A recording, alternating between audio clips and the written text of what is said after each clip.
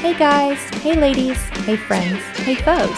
We just wanted to take a second to remind you that while we're okay swearing when little ears are listening, you might not be, and that's okay. So here's your chance to pause us and wait for nap time, or pop in your earbuds. We hope you enjoy the episode.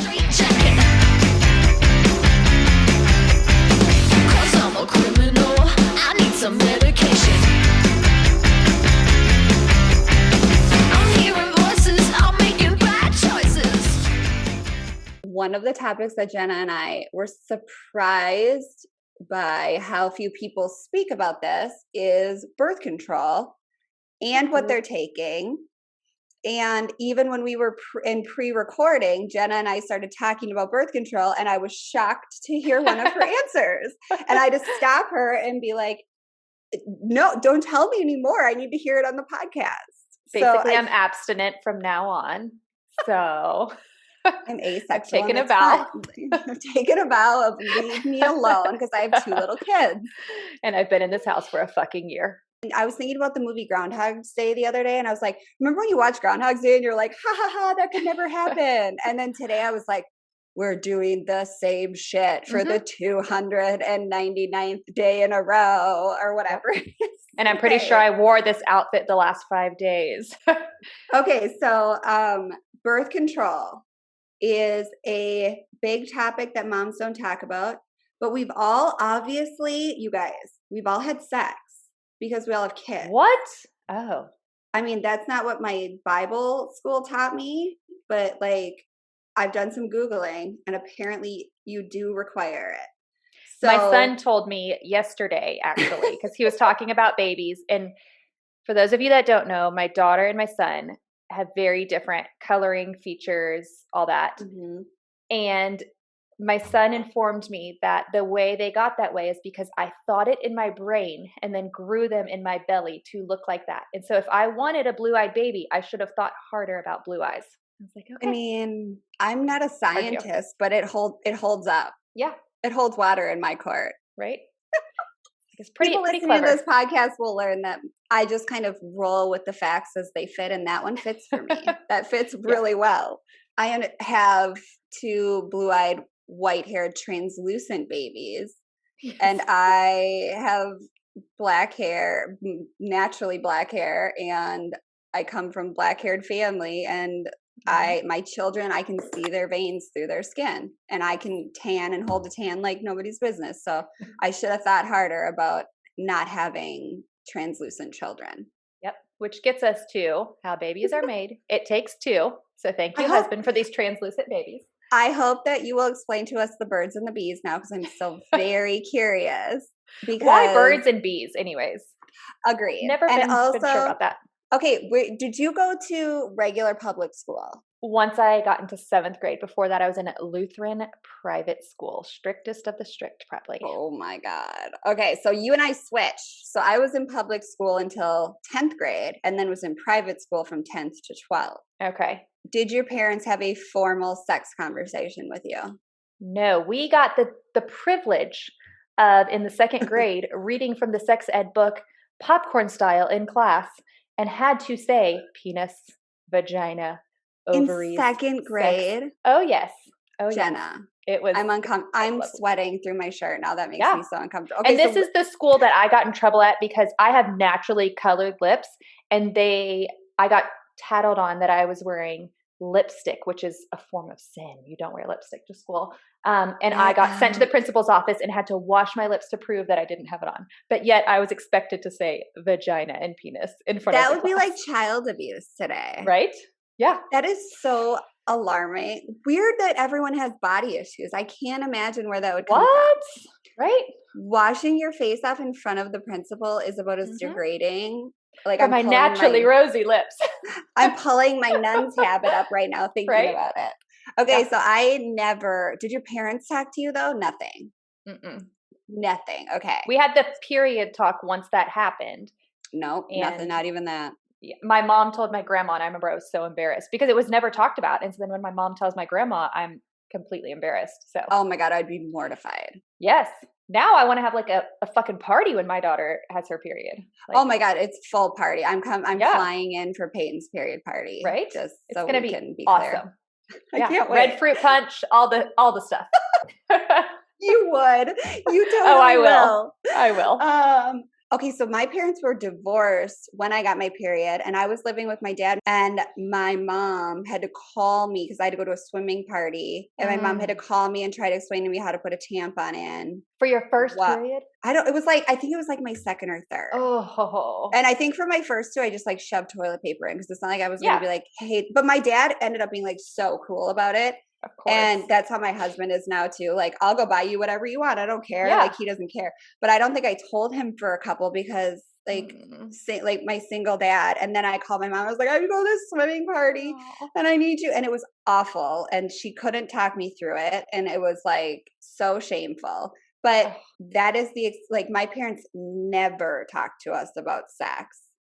Even saying sex is weird for me sometimes. Yeah. And then I went to private school for high school. So I had like whatever that 5th grade sex education was, and then nothing. Oh my and gosh. then hi, I'm having sex now with zero knowledge of what to do or how to deal with it. Yep. Just talking to your friends who have the same experience as you. And and they are just like, I've heard this pull-out method is fantastic. And I'm like, why do you all keep getting pregnant then? I don't understand. Yep. Sitting on a boy's lap in the hot tub can get you knocked up, but the backseat of a convertible, you're fine. You're super fine. It's fine. Oh God. Remember when you thought hot tubs were gonna get you pregnant all the time? Oh my gosh. Oh yeah. Oh. I forgot all about that. Okay. So what birth control have you taken throughout your productive life? Here is the list. Condoms, the pill, 2 forms, NuvaRing, the morning after pill, aka emergency contraception pill. Had to look that one up, and that's it. I didn't even think about the fact that I've probably taken 2 or 3 different kinds of birth control pills, but it's been so long. I haven't been on the pill since, I don't know, I was probably 20, which was like 2 years ago because I'm 22 now.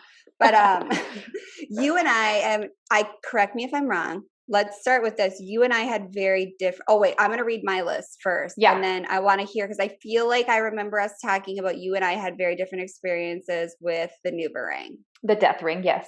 Okay, so I call it the halo. So obviously very different experiences. I have used condoms, NuvaRing, IUD. My husband has a vasectomy, and I also have used the morning after pill a couple of times. But had I realized, I didn't even know for a fact until I was researching this episode that my mom told me never take the morning after pill. It's the abortion pill. And so I always was, I think I told you this pre-podcast. Yeah. I was so like shame-filled that I had all these like 3 abortions. And then I looked it up for the podcast and I was like, okay, the abortion pill is called RU486. The morning after pill or Plan B are separate. Wait, so you just learned this? I learned this 2 nights ago. Oh my gosh. I vaguely had an idea that it wasn't an abortion pill, but I confirmed it 2 nights ago. Oh, bless your heart. That is like so heavy. Oh, I know. And now as an adult, like, and we're not going to get into like political feelings on here. Now as an adult, like my views on abortion are very different. But as like a Catholic shame-filled child, and I ended up taking the morning after pill in one of my very first encounters. So I was a child under the impression that I had fucked everything up so badly that I had taken an abortion pill and had no frame of reference for abortion or anything. Everyone I knew at that time that got pregnant, I had friends that got pregnant at 14 and they all had the babies. I had no frame of reference of anything in the real world. So you assumed you were pregnant? I assumed that because the condom broke, I was pregnant, and I took a pill that like aborted a baby. Oh my gosh, that's so heavy. While being a baby, because no one ever explained anything to me. And even the pharmacist, Yeah, and everybody just walked by and was like, morning after pill is an abortion pill. If I called my mom on speakerphone right now and said, Mom, is the morning after pill an abortion? She would say, yes, I hope you've never taken it. Right. Is, in your opinion, the morning after pill an abortion? Yes. 100%. Like, don't listen to episode number 3, Mom. Don't ever figure out how podcasts work. Thank you. Good day. Okay, so I've taken all of those, and I should also state that I didn't know how to get condoms in high school and went to a private Catholic high school and had to go to a underground like clinic to get them because there wasn't like open, readily available Planned Parenthood then, where I lived at least. And we would go to this like basement of a like place where they held AA, I think. Or it was like, I was a basement of something. And one of my high school teachers actually secretly worked there. So I walked in, I'm there to get condoms, and one of my high school teachers is there that works at this private Catholic high school and is just like an angel and never says anything and is just so cool about everything. And that was the first time that I felt like these teachers are teaching us this one thing, but they also believe that like we have choices. And that was like a very big moment for me. Where I lived, you couldn't just walk into a store and buy condoms because everyone like they weren't at the 7-Eleven just hanging out there. Like, but even if they were, I lived in such a small town. I knew the kid that worked at the gas station. There was one gas station. I knew that kid. I knew every kid. When I started getting older boyfriends, they started like being able to just go buy condoms in another city. Like you could just drive your car to a bigger city. But before that, like I had no access to them. And I just feel for that small girl, I wish I could just be like, come here. It's okay. Right. This is how it works. And we will walk you through it. And you don't have to feel like this. And that's why I think it's important that moms start talking about it so that they can start talking to their kids about it. And everyone starts having a more open dialogue. So our kids can accidentally overhear us talking about it and ask us some fucking questions.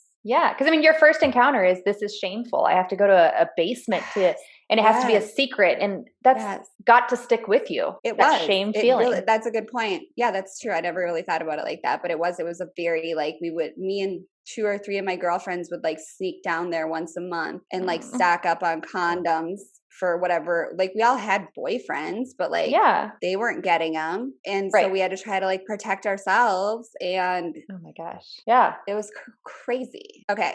Tell me how much you loved the NuvaRig. Exactly. Silence on purpose. Okay. I called it the death ring. Why was it so bad? I did not have insurance at one point in my life. I don't remember when. I think I was in college. And so I went to this gynecologist. She had okay reviews. She was awful. She basically shamed me for having sex. I'm in college. In fucking college? Yes. And oh my God. She made me I had HPV. She made me get I cannot remember what it's called. Coloscopy. Is that what it's called? Like the colposcopy. Yes. And when I went in for it the second time, like she scheduled it for another time. She was like going over partners and how often. And she was like, oh, it's not as bad as I thought. And I was like, so you're just doing this because I've had partners. And she was like, basically anyone with HPV that has partners. And I was like, okay, that's not. And I had like a long-term boyfriend. So anyway, she was the one that gave it to me. She told me to put one in after the other and to avoid periods. So I'm like, oh, hell yeah. Like this sounds perfect. I'm period free. Right? And I had already tried the pill at this point and I was awful at taking that. So I'm like, cool. All I have to do is take it out, put a new one in. One day I have to be responsible out of a month. I can do that. So I started after like 3 months just getting yeast infection after yeast infection. I've never had one, so I don't know if they're naturally like already painful. It was so painful. I couldn't sleep. I was taking like just popping Tylenol, couldn't work out. I was so uncomfortable. So I go to my mom's gynecologist because I told my mom and they're like, I don't know what's going on and all this stuff. Put me on antibiotics. It clears it up. I'm like, I'm on this new birth control. They're like, no, it's not that. So 2 months later, I'm back in the office and this happened every other month. I was back in the office on antibiotics and they're like, no, it's not the NuvaRing. It's not the NuvaRing. I've never heard of this. So then I'm like late night Googling, crying because it hurts so bad. So bad. So I just rip the NuvaRing out, go and take a shower. And I swear I have been fine ever since. I've never had another infection and my body just hated it. It took me a while to get completely healed, probably a good like 3 weeks. And I've never had a yeast infection, never had an issue since. My body just did not like it. I think it was just my body was like, what is this in me all the time? Trying to reject it. I'm very sensitive to hormones. So I think putting it one in after the other, my body was just like, give me a break. Well, and I also think like, if you think about it, it is just like a weird plastic object that you just leave in all month. Yeah. And like, not to get TMI, when I took the NuvaRing, it was never suggested to me to do it back to back to back. It was always like pop that sucker, leave it out for a week, put the next one in. But when you take them out, there is a substance attached to them. Oh, I so believe like that. Yeah. it's just like what you would assume with like regular sex. But like Yeah. it's on there. And so either your body is like thinking that NuvaRing is a part of it or it's trying to flush it out. So like Yeah. it's changing your balance in Completely. your uterus or wherever it goes. It doesn't go in your uterus because it just goes like right up to your cervix, right? So it's in your vagina. It's changing the biology in there because every time you take one out and throw it away, if you look at it, sorry everyone, if you look at your NuvaRing, it's got stuff on it. Yeah. And it's like clear and clean. So, but obviously your body is either trying to absorb it or flush it out. And once again, I went to the doctor and I went to a very good gynecologist when I started getting infections because my mom was like, I'll pay for it. I'll help you pay for it. Stop going to this person that you had this awful experience with. And they just kept telling me it wasn't that. And I just kept saying it has to be. There's nothing else different. Yeah. And they just kept saying, no, no, no. And in Googling it, I found that there were so many cases similar to mine. And some people never recovered and had yeast infections nonstop. So of course I'm panicking. I can see it changing your like whole biology if your body has such an adverse reaction to it. Yeah. And so I was so relieved to find that. But of course it's like late night Googling in my bed. Well, and that's another like thing that pisses me off is like, so I listened to a podcast with Whitney Cummings. I'm a comedy podcast like fanatic, but she was talking about how she was having UTIs and her friends were telling her what medication to tell her doctor to give her to like, there's like a miracle drug that gets rid of UTIs. I should have written down the name, but you know, Jenna, you can put it in and we'll put it in the I'll show put it in the notes. Put it in the notes. And so her friend texted her and was like, tell your doctor to give you this. It'll be gone in a day. And the doctor had never heard of it. Do some men doctors just not give a fuck that we have these issues that they don't have to deal with? Like men can get UTIs, but like it's not as prevalent. And I think that's the same thing for your doctor. Like stop telling. And we went through this in the 90s and early 2000s. And today still, I have a fabulous gynecologist. But before this, I had gynecologists my whole life telling me like, when you said that your gynecologist said it's not that bad, the number of partners you had, you can't fucking say that to people in 2021. Like, it's not that bad. If I want to have 224 partners, you're going to treat my HPV and give me the best medication because that's what we do. Yes. So then I'm in tears. That's how, I mean, it did open the conversation with my mom about it because I'm so scared and I don't know what else to do. So I went to her about it. And God bless her, she was so sweet about it, so supportive. Turns out, fun fact about HPV, she developed HPV later in life, and it turns out it can be dormant for many years. So shortly after I had it, like 2 years later, she ended up having it. So and it comes and goes, like with children, which mine's gone. Babies. Gone. Thank you. Yep. When I got diagnosed with HPV, I was like, Josh and I think we're dating because I wouldn't have known about it until I was pregnant. I don't know, but I was like, I have HPV. Did you give me HPV? Who'd you sleep with that had HPV? And he was like, nobody. And I was never told it could possibly clear. Yeah. And so then I have a second baby and I got nothing. And I was like, okay, well, thank you for just projecting onto me that I had something to be ashamed of. That's not even a thing. Yes. And I have friends that have different STIs that are like very open about it. I have a friend from college that has herpes. And she is super open about it, super clear with her partners, never hides. I think there's ways, if we start talking about this, there shouldn't be people feeling ashamed of having herpes because what is it, like 1 in 4 people have it? Let's stop whispering about it and start talking about it so that people can be open about it and so that our kids can say to their partner, listen, I have herpes, but I'm not in a flare right now. So we're safe if we use protection, or I am in a flare right now. So we should probably avoid doing this, this, and this, but we can still do this, this, and this. Like, that's what I want for my kid. Exactly. And even HPV, human papilloma virus. I'm going to let you say all the words wrong. I think. Papilloma. Papilloma. Is that the LaCroix flavor we like? No. I'm thirsty now. At least it was. And now with mom culture, I have always been the first to say I have it to my mom friends. And 99% of the time they say, me too.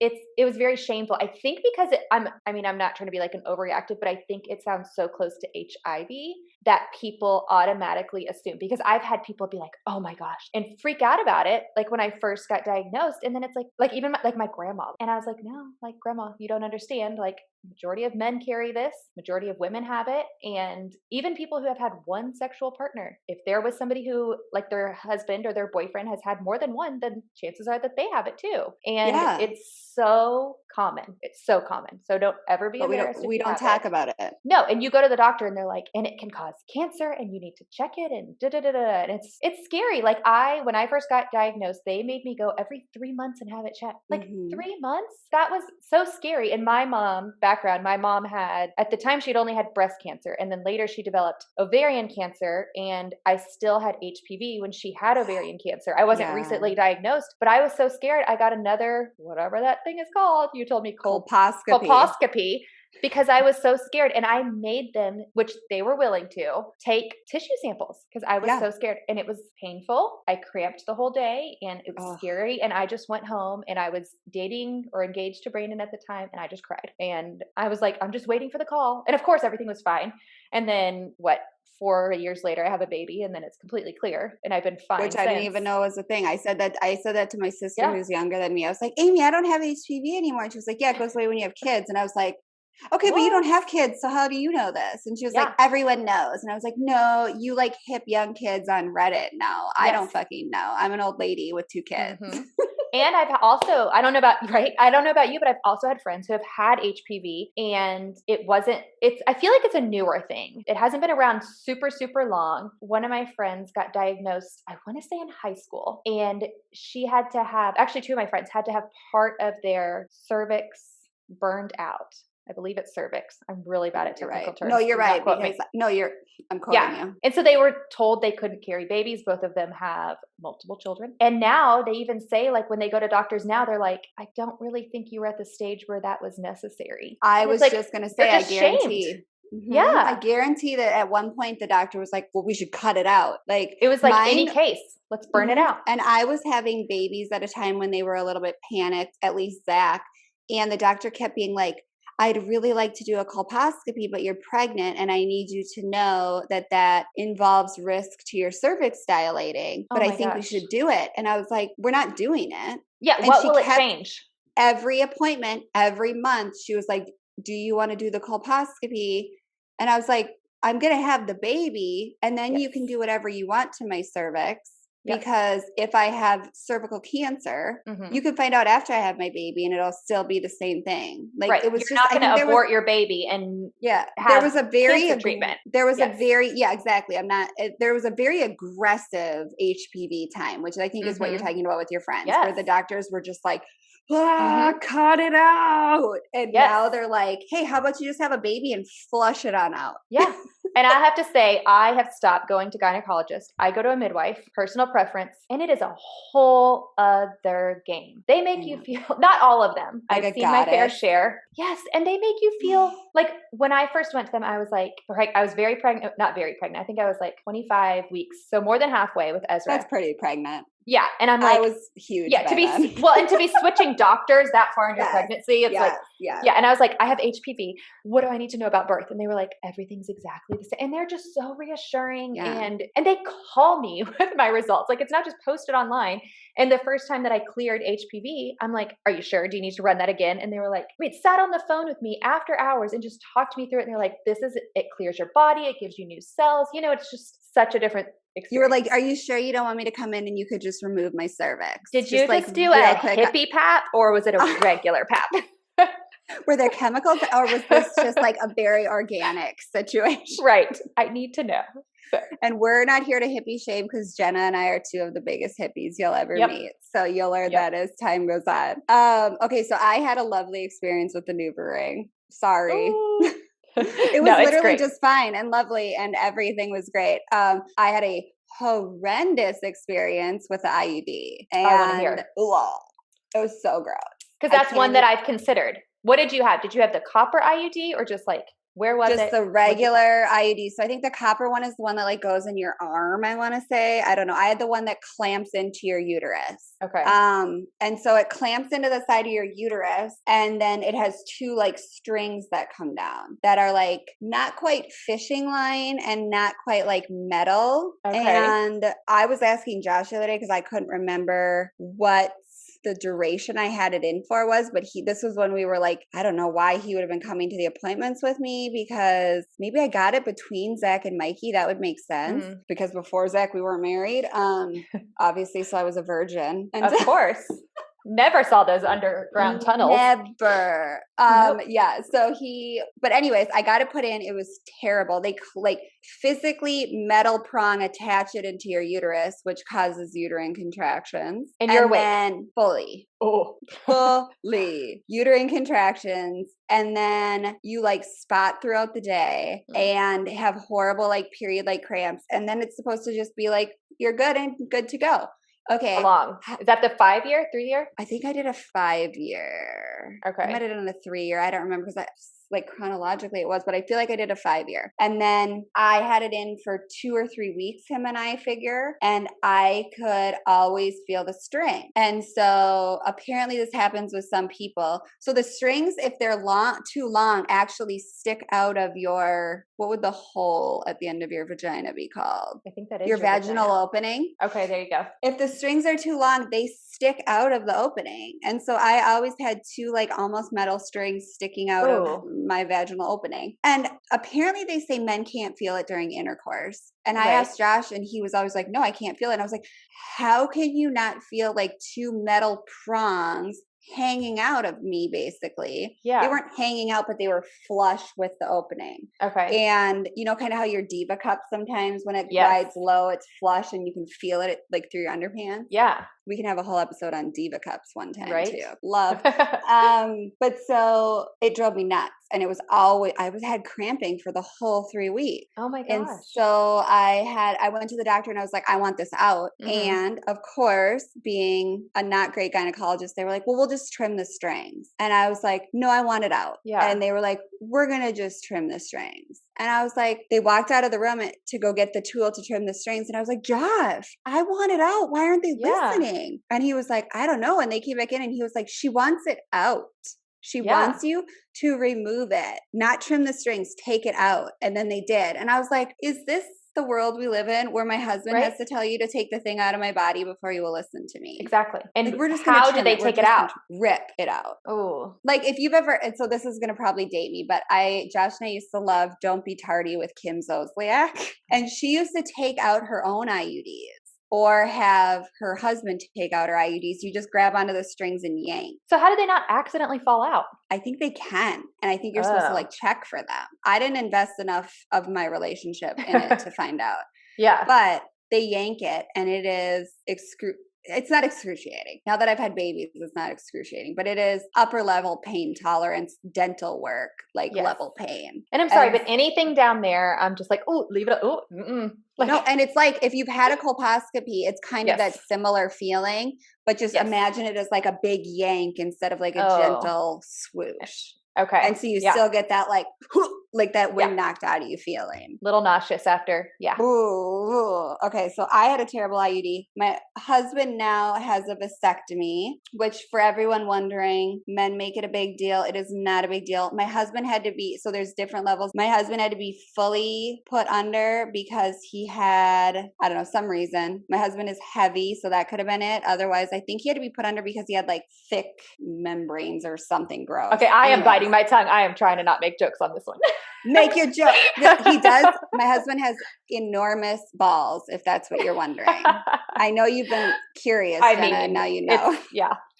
They're enormous, but that's besides the point. It was something like there was too much fatty tissue and they didn't want to.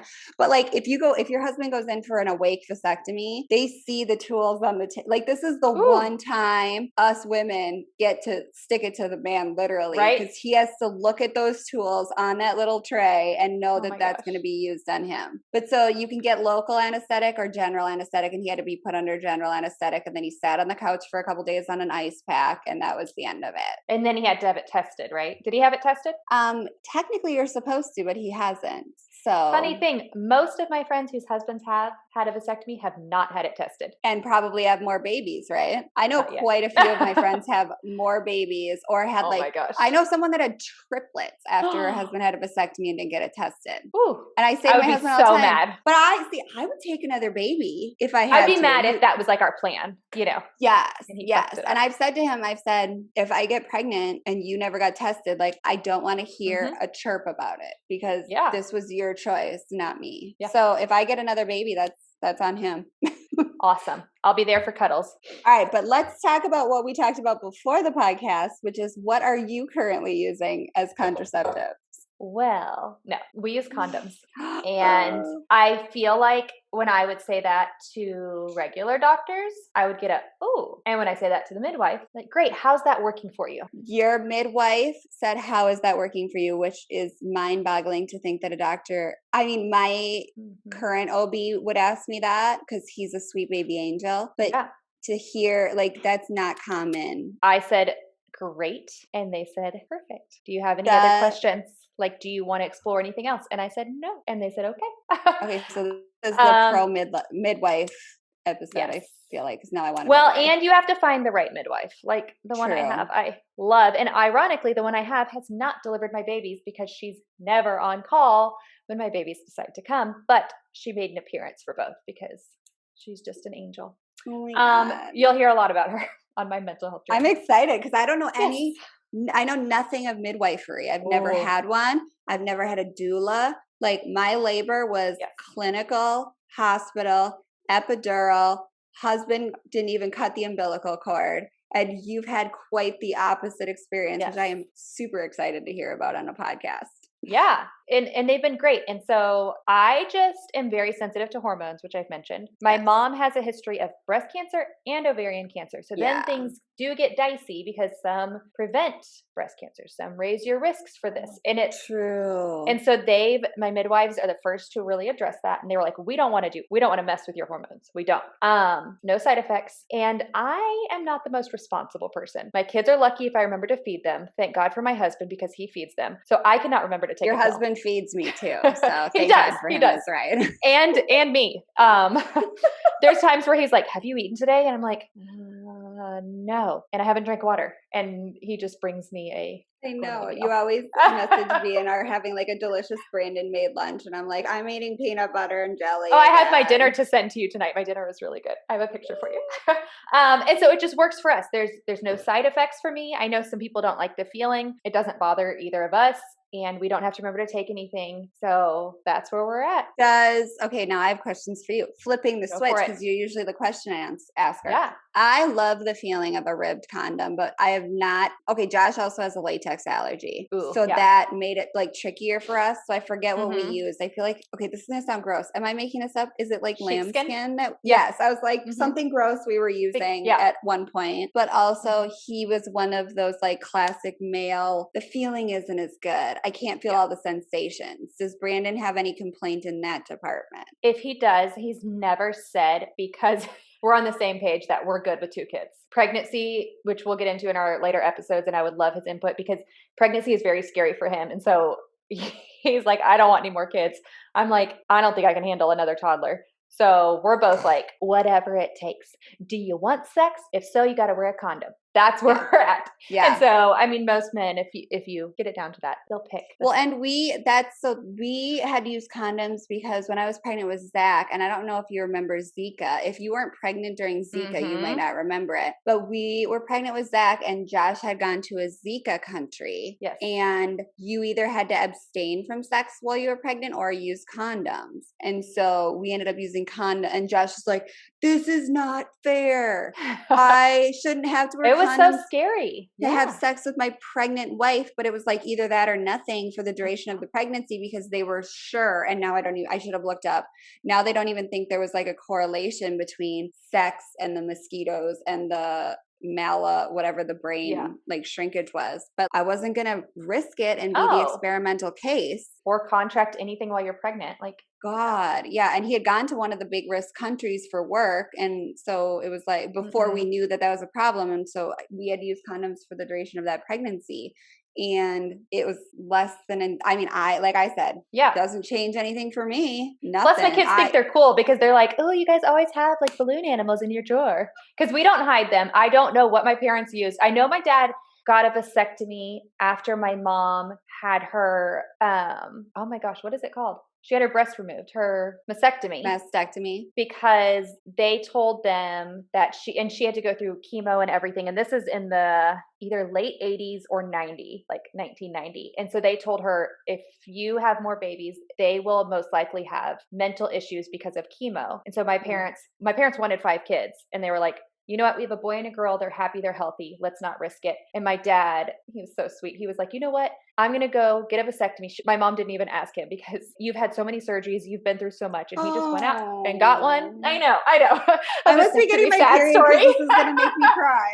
Yes, right? So I don't even know like what they used before because it wasn't talked about. So I didn't see condoms. I didn't know what they were. And my kids think they're balloon animals or balloons. Why does daddy have balloons? I remember one time, my friend, we were in 5th or 6th grade, so we were young, and her parents used condoms, and we found them and we opened them because we wanted to know what they were. And we're like, ew, they're slimy and ew, they unroll. And yeah, like I'm sure we didn't know too much about it. Yes. All of it is so gross. And I never had any sort of sexual education classes. No. And so when I was getting them from the underground clinic, my like sweet high school teacher had to be like, okay, so make sure you pinch the tip before you unroll it down the penis. And I was like, this is the most insane thing. Like my super secret religious teacher from my school would for sure get fired if she was found out to be working here. Is showing me how to pinch and she was like, who's your boyfriend? And I told her, and she was like, oh, he's so smart in blah blah blah class. And I was like, oh, this is mortifying. Like she knows who is with who and who's sleeping with who. Yep. Okay, so the pill. Tell me about your pill experiences, because I only vaguely remember intermittently taking the pill in college because it was free from the college clinic, and I don't know if I had health insurance then either.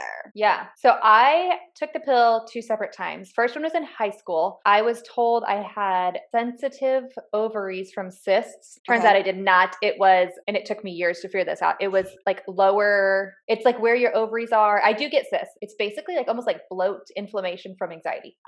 So that's why they put me on it, to hopefully help control the cysts, because you can use it for that. And my anxiety was through the fucking roof on it. And they said, give it time.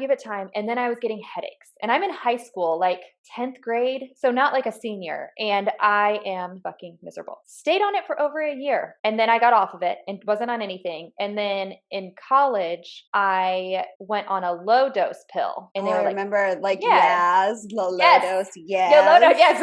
And they're like, this shouldn't have the side effects. It should help your anxiety. It did not. PSA. I was bad at taking it again. Tell me all the things that have helped your anxiety, Jenna. None of them were birth control, were they? No. Weird. Right? I could give you a 5-part episode on what did not. On things that did not help my anxiety. Right? I liked that one better. I didn't get the headaches, but I had spotting. And so it's basically like a month of unpredicted bleeding. So I never felt comfortable, because it's like, should I wear white shorts today? Oh no. What if it's the day I spot? And I never knew when it was going to be. So I had like spotting, breakthrough bleeding, whatever you want to call it. So I nixed that guy. See, and I don't have any, like, I don't remember but my mental health was so fully engulfing at the point I was taking birth control that I could have, it could have been like I was unmedicated, using like anything I could chemically to like try to balance. So I mean, like it could have been affecting me wildly, and I wouldn't remember, because I was just like, I'll take whatever I can get, and that will fix my depression. I have no idea what's wrong with me. But my question now is, so you and I also, to wrap it up, and I think we should do an episode on this also, have very different periods. Have you ever given any consideration to using a birth control method? So for listeners, I have very light, like teenage periods, and my co-host Jenna has catastrophic. Thank you, baby number 2. They were like easy. I mean, we're talking about like shark attack. I mean, it's So have you given any consideration to using any sort of birth control method towards trying to alleviate that? When I saw my midwife after Peyton was born, my daughter just turned 3 this week. I had mentioned my periods changed, and they were not that bad at this point. They were heavier and more frequent. And they said, we don't want to put you on any kind of hormone pill because of your history. So they mentioned the copper IUD, but I just told them I was not comfortable because of my history and how sensitive I am to fucking everything. And like, give me a squirt of water. Is the copper IUD supposed to not be hormonal? Yeah. And so it's like something about the copper in it. But there are people that have side effects. And I'm like, I would probably be one of those people. You would. Yeah.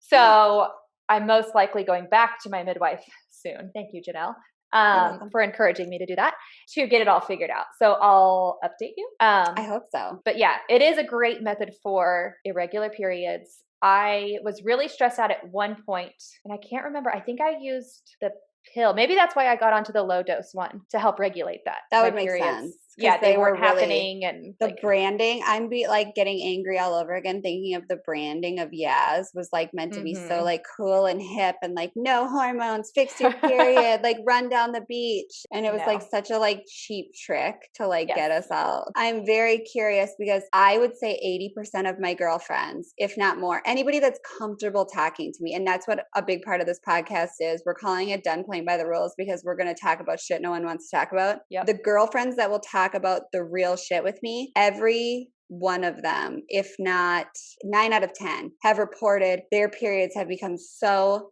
heavy and erratic during COVID. Really? And oh my gosh, we're calling them COVID. Yeah. We're calling them COVID periods in a couple of my group chats. A couple of them have had to go home from their jobs because they've been bleeding so heavily. And mine has doubled, but even at a doubled rate, it is microscopic compared to yours and to other women's. And so I've never had something like this. Yeah, it's insane. I wanted fucking heart palpitations. And she was getting she was having she thought she was having a panic attack, and actually went to the doctor and the doctor gave her Xanax because and her blood, her husband even was who she says notices nothing, was you're white as a sheet. And she was yeah, I'm literally bleeding out. She was filling her Diva cup, and she has the big size more than once an hour and leaking through it. Exactly. And I was oh, I thought I had it bad because I have to I can wear my Diva cup for the whole day still, but it's a little heavier and a little crampier. That's the thing. I don't have cramps, so it's oh, what do you have to complain about? Oh, these fucking clots that fall out, literally. And I've never, and when you told me that, I was oh God, I've never. And I was okay, so mine's just a little heavier and a little longer. This COVID period phenomenon is something that I hope that our listeners can know. You're not alone. Your friends just aren't talking about it. All your friends are having horrible periods. Let's go to the goddamn doctor, which I say to Jenna once a week. Every Monday, I send Jenna a text message and say, call your goddamn doctor because your period is coming and it's not going to be better this month, no matter what you think. It is slightly better every other month. So that shows me it is something with one side. My witchcraft sending good vibes that month. And the moon is in retrograde, and all the good witchy things we believe in. Yes. I think we have one more to touch on. I don't have a lot about it. The morning after pill. I know we briefly said it used to be only pharmacy, and that was a whole. You had to go to the doctor to get it the first time. Ooh, yeah. And you had to give your ID, which I'm what are you gonna do? Call my mom? Freaking out about it. 100% sure they were gonna call my parents. Yeah. 100%. I remember it being $50 expensive. Yeah. Oh my God, you're reminding me of all these. Okay, good for you being in college. I was way younger. But we had to pool money together, me and some of my friends, so that I could pay for it, so my parents wouldn't know. There was also the idea that if you didn't get it, the closer you got it to 72 hours. But at that time, they were the sooner you get it, the more reliable it is. Yes, exactly. So we were get in the car. Yes. Get the money, dig through the glove compartment. And I forgot all this stuff until you said it. Your memory is so much better than mine. I had friends that had to use it in high school. I was lucky I didn't have to use it. I used it in college, but it was almost embarrassing. One time I made Brandon get it. I had to go with him because he had to have a woman. And they would ask you questions has it been less than 72 hours? And did you have basically an oops? Is there a reason for you to buy this? And, yeah. I was fine and now with they it. I just sell it in vending machines, don't they? Right? Yeah. fucking And not I've heard fair. it's, quote, affordable, but I don't know what that means. I don't know what that means either. I would say under 20 is affordable, but that's just subjective. So I don't know. I mean, yeah, honestly, but I do remember it being 50 or over when I got it. And it was going into a doctor's office and getting full on like slut shamed. Yes. Giving your driver's license, which I didn't have a driver's license. So giving probably my boyfriend's driver's license. That's how young I was. Yes. Oh my God. So I probably had to like tell them like, I don't have a driver's license. Like, yeah, that's probably why you had to go to a doctor's office, because I could go to a pharmacy. But I could go to a pharmacy when I was older. Yeah, that's probably why. When I first went, the first time because you had to have an ID. So yeah, it's probably because you were young. Yeah. Yes. Oh my God. But it was fine. Like I felt fine taking it. I was a little paranoid after, like, did this work? I had a little upset stomach when I took it, I remember. But like I said, I remember that too. Everything. But besides that, like, I think it's a great emergency use.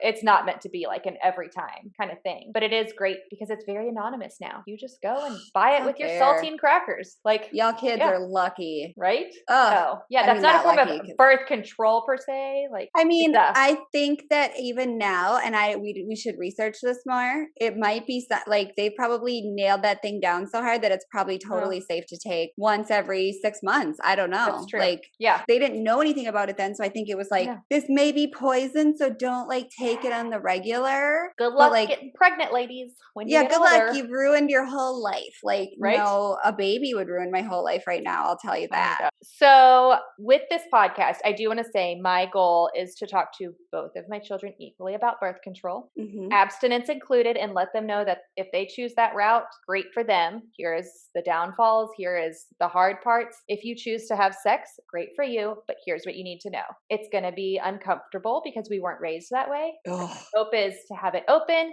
and then they continue that with their children.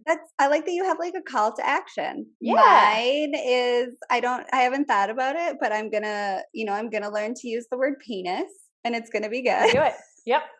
My son, who our sons are the same age, has asked how babies are made, and I've given him very I've given him very 6-year-old answers, and he's fine with it. But he knows about like anatomy and men and women. He doesn't know he can't marry his sister yet. We're not quite there yet. He's very convinced he's marrying his sister. Yeah. So like that's something you'll have to talk about at some point too. Yeah. Or like my kids will say like, I'm going to marry, like Mikey has said, I'm going to marry Ezra. And that's Jenna's son. And I'm like, that's your choice. Yep. Ezra has to be okay with it too. What I think is really cool though, I will say, is that I don't think we know any gay couples, but we know a few lesbian couples. And my kids do not think anything of it. Nothing. The only thing that they have asked is, where are your kids? And sometimes they don't have kids. Then we just tell them that's their choice. But they could ask that to a straight couple too. Exactly. Which is so I just different. think that's so cool. Like, they don't even think about it. Rad. My kids don't think about it at all. We were watching, what were we watching? We were watching the Macy's Thanksgiving Day Parade, and they had like the gay men's chorus and like a lot of the big things. And I was like, isn't that rad? Aww. But like, I remember growing up, I distinctly remember when Melissa Etheridge came out. And Ellen DeGeneres. Yep. I must be a couple years older than you. And I was thinking about this I was doing a workout the other day, and Melissa Etheridge's song came on. And I remember being with my dad when Melissa Etheridge came out, and I picked up a newspaper and read Melissa Etheridge comes out as, I'm sure they called her a lesbian, not gay then. Yeah. And I said to my dad, well, I'm going to stop listening to her music. And my dad said, God, he said something that was so beautiful. I'm trying to think of the exact wording, but it was along the lines of like, that's a real dumb reason to deprive yourself of good music. Aww. And I was like, okay. So I was just about to be like, because I didn't know. I was like 10, I was probably 7 or 10. And that's what you grew up hearing. Yeah. And I was like, what's a lesbian? And my dad was like, that just means she likes girls instead of boys. And I was like, I'm going to stop listening to her music. And he was like, that's a super dumb reason to deprive yourself of good music. And I was like, he was like, you know what you should be thinking about is what a good guitar player she is and how you could be a good guitar player if you wanted to be. And I was like, oh my God. So that's all I ever knew. I never had any of the shame around it. Yes. And Josh still sometimes is like, ugh, when I'm like so fluid with the kids about stuff. But like, I just grew up with, that was what I knew was like. Oh, that's so awesome. See, I won't get into it all because we'll be here forever, but I had the opposite experience. It was like, Ellen DeGeneres came out and it was like, we're not going to watch her show anymore. And that was all I was told. And so I just want the opposite for my kids. And I think that's so, like, we can do a whole podcast on like how you were introduced to different Yes. sexualities and the fluidity of things is Yes. such a thing for me that I'm so pro Yep. everyone just being with who they want to be because they want to be with that person. Yes. And like, I'm so into Gender, all that. race. I mean, I wouldn't have my it really all. tan baby if it wasn't for mixed Them races. some So tan. That's one tan baby you got.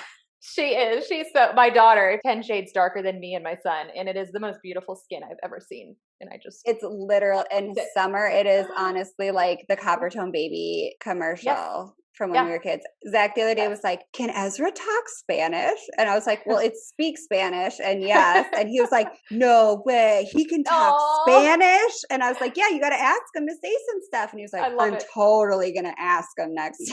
Oh, that's so cute. I love it. So there is our birth control episode. There's our birth control episode. We have all of the mental health episodes coming. We're going to talk about PTSD. We're going to talk about family dynamics. We're going to talk about this one. Okay, Josh gave me an idea. Fidelity. I think a fidelity episode is huge. Josh gave me a bunch of like cool new ones the other night when we were talking. And I was like, I need to do that episode. Oh, body dysmorphia. Raising vices. Boys. Raising kids. Raising kids, raising boys, dating in the world that we dated in versus dating now. We'll have to get some like hip young kid to come on and tell us what it's all about. Yeah, but I will say we have something to bring to the table because we are Match.com couple. See, didn't know that. Didn't know that. Shit that you're not supposed to talk about now. I know that, but that's how my brother I have a and whole his story wife on met that too. one. Yeah. Did you lie about? Okay, Hidden tell me. secrets. Did you lie to people about how you met? Right. I after told it my happened? mom. He told his friend. I lied to my friends. He lied to his parents. Love. Then we got engaged 3 months later, and we're like, "Oh shit, we better tell people because it's gonna come out at a wedding speech." And it my God, you're totally right. I'm excited to hear about this because Josh and I met like the boring old school way, but I was totally like before I met Josh and when Josh and I were broken up at one point was on like all the dating apps, but like I love it. They didn't have like Tinder and Match.com, I don't think. So I was doing like Plenty of Fish, which was like the poor version. POF. Yep. POF, the sad man's version of Match.com for people that don't want to pay for it. And the Hookup Central. Yeah. And honestly, but I don't can know. Can you imagine how fast quarantine would go if we were just sitting there, swipe, swipe, swipe? Oh my God, wouldn't it be so fun? I just want to go on to see what it's like. Josh has friends that are on it that are single and like has said he's looked at it before. And I think my sister or someone in my family has used it. But I can't think of a more reliable way to meet someone than like an actual dating site like Match.com because you fill out like an actual profile and talk about your actual self. Yeah, and then you have to pay for it, so you know you're serious. Yes. And although I only did the trial because I'm cheap. You're lucky you found such a good man in a trial. Yeah, I met some other weird ones too, but that's a good episode. So let's do an episode of the creepiest creeps we met online dating before we found love. Just the creepiest creeps we've dated. Worst dating stories. I have so many good ones. And my worst ones were during the break where Josh and I were broken up for like 2 months. Oh, that's perfect. And so that makes it even more mortifying because it was like dating Josh, madly in love. He bought an engagement ring. I broke up with him for 2 months and dated a bunch of guys that lived in their parents' basements and didn't have jobs, and then got back together with Josh. And he had to just like hear, because I brought a couple of them to like weddings and the family. Oh my gosh.